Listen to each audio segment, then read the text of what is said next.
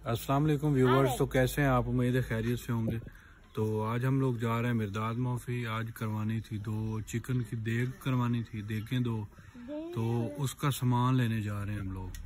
तो चलते हैं। हाँ भाई, आज का रेट क्या है सब्जी का? कौन सी सब्जी लेनी पाएंगे?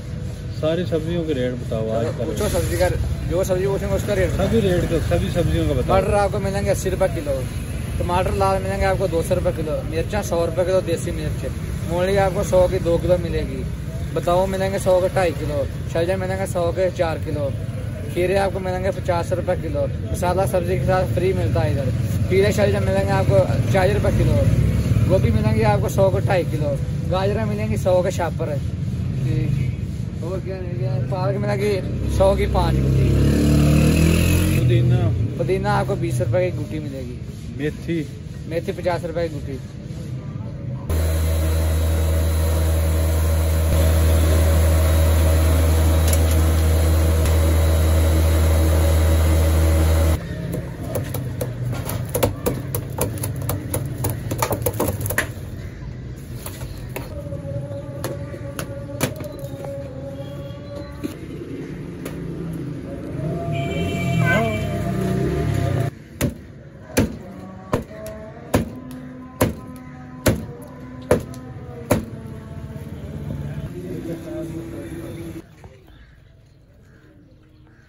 तो वड्डी चीज कोई नहीं दुनिया ते। केड़ी चीज तू?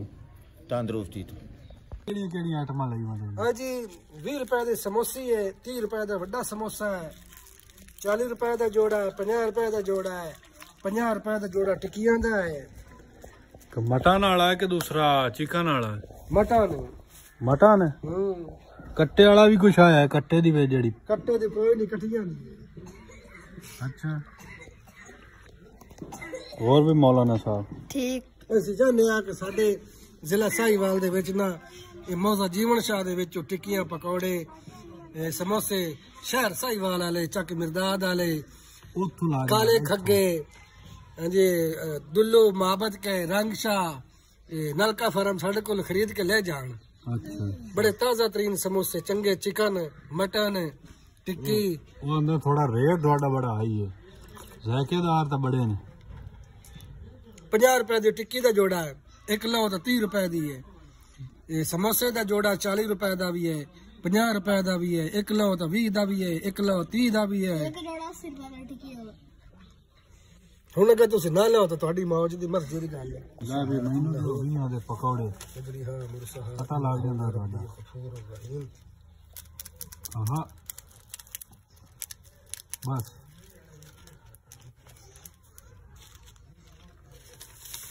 ਪਤਾ ਲੱਗ ਜਾਂਦਾ ਤੁਹਾਡੇ ਪਕੌੜਿਆਂ ਦਾ।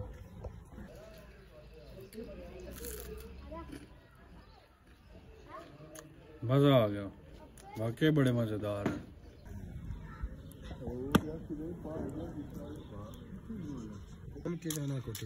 कोट लेना थो जो ये जितने खलो जाएंगे गंदा थोड़ा थोड़ा आहो अंदर बाबा ले गया है तो हुन उसको बेसन लेके आ, जब बेसन ले तो या कस्टर्ड लेके दबा दिया, जब बेसन थोड़ा गंदा तो लेना बेसन। हाँ